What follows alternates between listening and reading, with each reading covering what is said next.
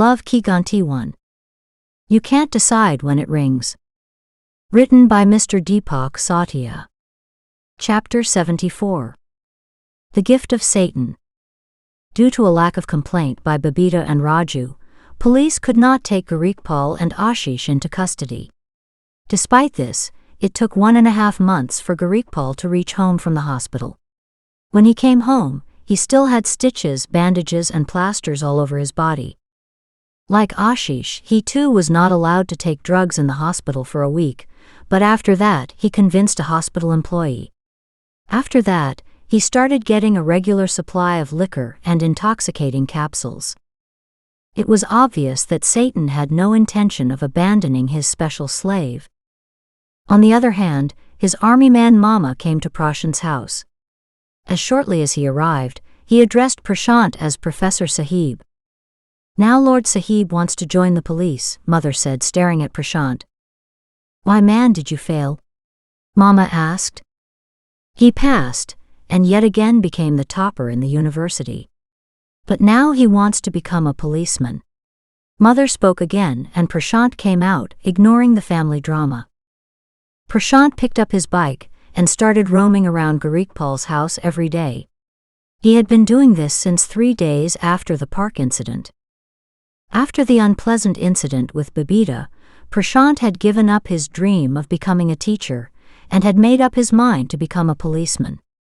As long as the problem is of others, it is news, but when it affects our own people, the soul of a person trembles. Babita's unpleasant incident had shaken Prashant's soul.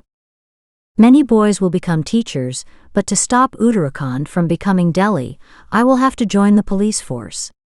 These were Prashant's thoughts. Before joining the police, Prashant had made up his mind to do one more thing.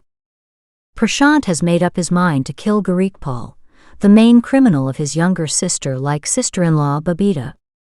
When Fardeen showed the car with black glass outside the park, the thought came to Prashant's mind that if he had taken action in time he would not have had to see this day. He remained silent, thinking that the boys were just chasing Babita.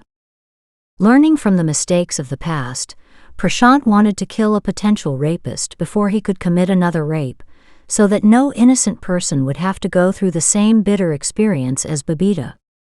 Prashant had gone to the hospital several times in search of an opportunity to fulfill his wish, but he did not get the right opportunity there.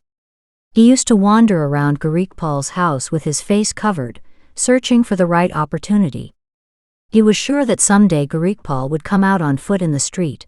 He would cut his chest with a knife, just like Dushasana's chest was cut by Bhima.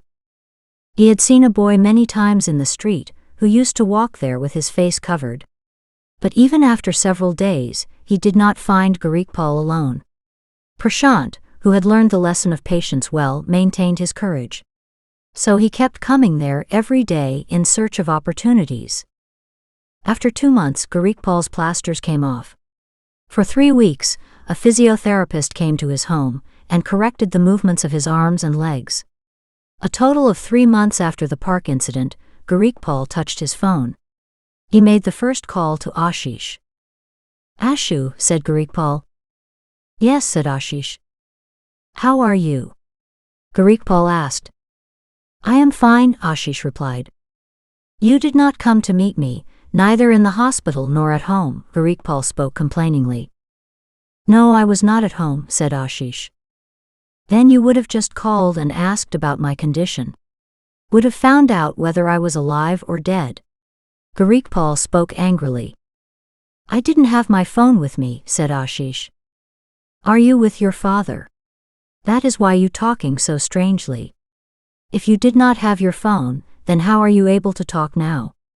Gurikpal asked. Found it this morning only, Ashish replied. So why didn't you call? Gurikpal asked angrily. I was about to do it, Ashish replied. Hey, why are you talking so strangely? Gurikpal got angry and abused Ashish 4 or 5 times.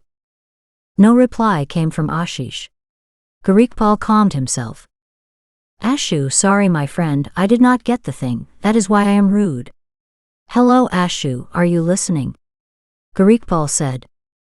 Yes, I am listening, Ashish replied. Listen, brother, now your brother's hands and legs are fine.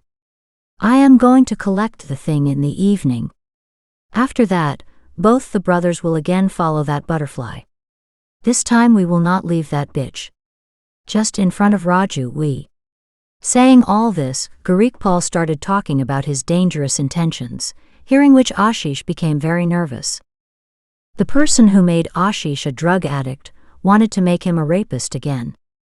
Satan was calling his old slave to himself again through his special slave, but this time Ashish was not in an inebriated state. He was sitting with a psychologist who had not given him even a pill to date. He used to talk to him a lot. He used to solve the tangled threads of thoughts only through words. The result was that Ashish said the words that he had not been able to say to Gurikpal to date. No. Ashish replied and disconnected the phone. Gurikpal could not bear this. He called repeatedly abusing, but Ashish disconnected the call every time. Saying traitor. Gurikpal threw his phone on the bed and kept abusing Ashish for a long time. Ashish did not know that by breaking his friendship with Gurikpal, he had broken his friendship with Satan, hence now Satan was not going to give him the gift that he used to give to all his slaves, the same gift that Satan was going to give to his beloved slave Gurikpal. Painful untimely death. Cruel premature death. All of Satan's slaves think that they will live a long life, but they do not know that Satan's purpose is to kill all humans. Now, since they are humans in body, the dangerous weapons created by Satan take their lives just like they take the lives of ordinary humans. What is meant to say is that Satan is happy when Satan's slaves follow his words and cause untimely death to humans in various ways. Satan is equally happy when his slaves themselves meet untimely death. 3 days later, the servant came and told Gurikpal's father that Gurikpal had not come out of his room for 2 days, and now there was a foul smell coming from his room. Then the father himself went near his room abusing him. As shortly as he approached the room, the strong foul smell both distracted and troubled him. When he broke the door, the foul smell started coming out even stronger. When he somehow ignored the foul smell and peeked into the room, he saw the decomposing body of his son. Gurikpal's body was found in his bedroom 2 days later.